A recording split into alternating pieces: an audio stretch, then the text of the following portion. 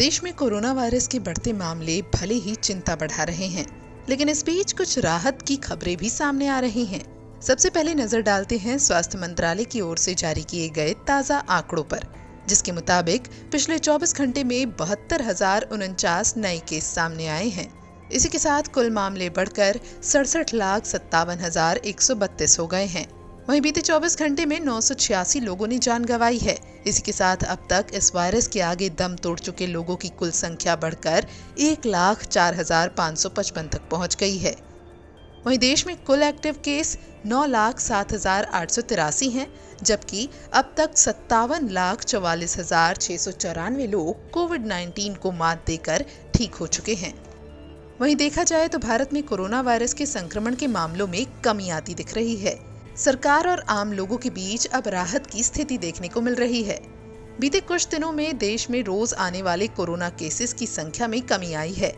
30 सितंबर से 6 अक्टूबर के बीच corona cases की पॉजिटिविटी रेट 6.8% तक पहुंच गई है।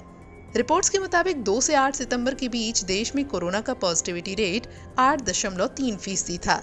यह आंकड़ा 16 से 22 सितंबर के बीच 9.2% तक पहुंच गया था। हालांकि इसके बाद कोरोना की पॉजिटिविटी रेट में तेजी से कमी देखने को मिली और बीते 3 हफ्ते में ही इसकी दर 6.8% हो गई। वहीं एक अच्छी खबर ये भी है कि बीते कुछ दिनों में भारत में कंफर्म केसेस की ग्रोथ रेट नेगेटिव भी देखने को मिली है। बीते हफ्तों में ठीक होने वाले लोगों की संख्या पॉजिटिव मामलों से ज्यादा हुई है। वहीं रिकवरी रेट की बात की जाए तो ये 84.7% पर पहुंच गया है और आए दिन रिकवरी रेट में होता सुधार सुकून देने वाला है। इसके अलावा बीते 2 हफ्तों में देश का एक्चुअल केस होल्ड भी 10 लाख से कम रहा है।